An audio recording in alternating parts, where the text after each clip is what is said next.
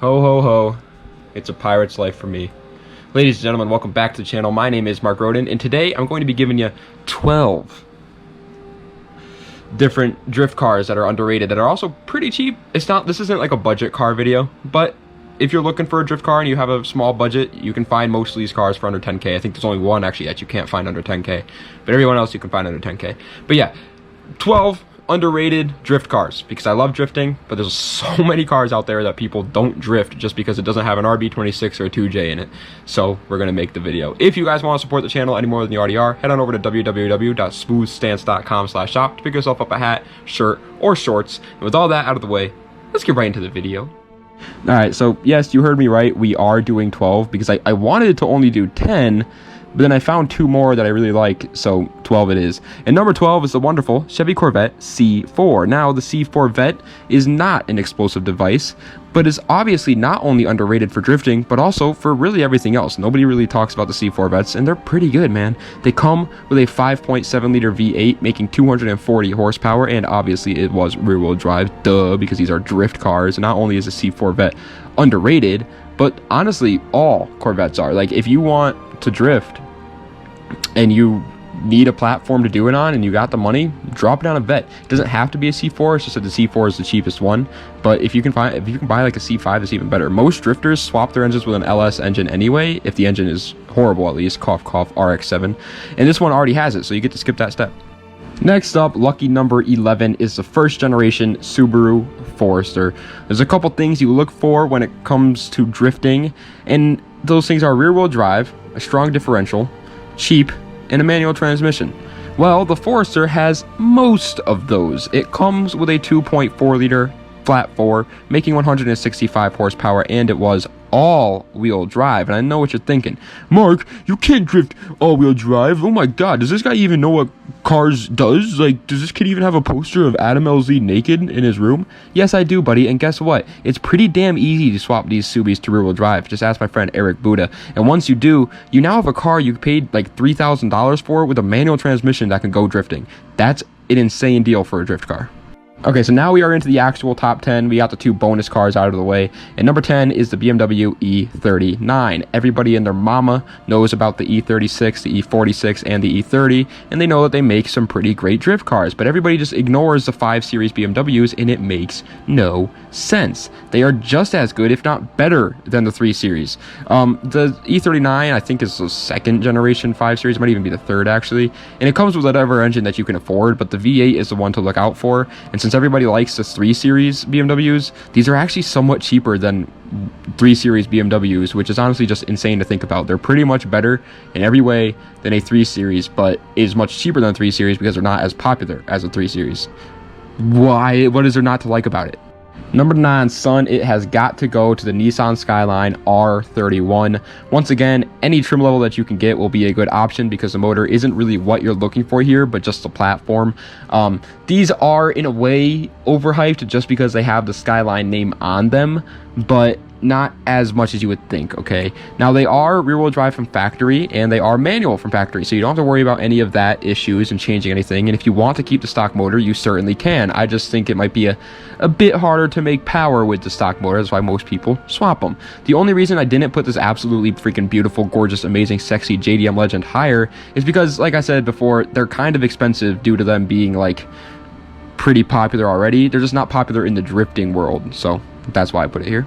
Next up is the Mazda Miata NB, New Balances, the NAs, which is New Amsterdam's younger brother, but much better at everything that it does, pretty much, and nobody talks about it. It comes with the same motor as the NA Miata. It's a 1.8-liter inline-4, making 135 horsepower, and it was rear-wheel drive with a manual transmission as well. The only problem that you might face when drifting a Miata is it's not actually the best car to get started with because it has a perfect 50-50 weight distribution, which makes it want to stay straight at all times.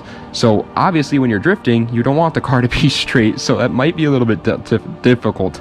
But if you can get past that, which is pretty easy if you just slap a turbo on it and give it ridiculous power, then you are golden, and you can buy these NBs for less than an NA right now because, like I said, nobody talks about the NB Miatas. Next up is an incredibly weird one, so hear me out right now, but it's the freaking Chevy S10s. These trucks are so underrated for literally everything for some reason, but because of that, they are dirt cheap, like ridiculously cheap. You can buy these cars for like 2K, 3K all day, every day, and they're rear-wheel drive with a manny tranny, my boy. They come with a 4.3 liter V6, making a nice 190 horsepower, and it was obviously rear-wheel drive with a manual transmission. Now, the problem with trucks and drifting is that they are a lot harder to control in a drift than a car will be. But if you have a little bit of experience and you want something new for cheap, and all the S13s you look at are selling for like $5.6 million, then give yourself a challenge and go with a Chevy S10. Or you don't even have to be a Chevy S10. It could be a Ford Ranger or a Toyota Tacoma, just any of the mini trucks. Okay, now the next car is literally only here because it makes for a good platform to drift on, just due to the price and looks alone, okay? It is the Mazda RX-7 FB. This is the only RX-7 sibling that doesn't get love yet within the JDM world, and due to that, it has the cheapest prices. You can buy like an FC RX-7 for like 5K, but it's going to be a junker. You can buy an FB RX-7 for like 2K, and it'll probably be in the same quality as that FC. And like I said before, the engine is usually not kept in these RX-7s anyways, so all you need is that chassis to put something into, and this makes for a great option for that. Plus, in my opinion, these cars look incredibly cool when done right. So literally, like I'm telling you guys, buy the crappy $2,000 FB RX-7, slap a junkyard LS in it, and you got a lightweight, huge power drift missile. Top 5, baby. Yes, sir. It is another very odd car, and you're gonna have to hear me out here, and you need to let me explain myself. But it's the Audi A4. Literally any generation will do just fine. But obviously, we all know the A4s are all-wheel drive only, so you probably took it out of your mind when thinking about buying a drift car. But just like the Subaru, these can be swapped to rear-wheel drive pretty damn easily, and once you do, these older A4s are just dirt cheap, and for the most part, they have a very reliable engine that can make some very decent, at least, power once you start to touch it. They truly are just an amazing choice for drifting, and nobody talks about them. I've seen plenty of people swap these to be a rear-wheel drive and drift them, but no one talks about how it's like, wow, that's actually a really good platform. I'm surprised I didn't think about that before. And swapping to rear-wheel drive is not as hard as you guys think. Number 4, though, has to go to the Nissan Cefiro A31. And before we get into this one, I want to make it clear we are talking about the United States here, not the rest of the world, because I think these cars are pretty popular overseas, but here in America, they're not that popular. But that should tell you something, guys, all right? These guys love the cars over in Japan, so why don't we?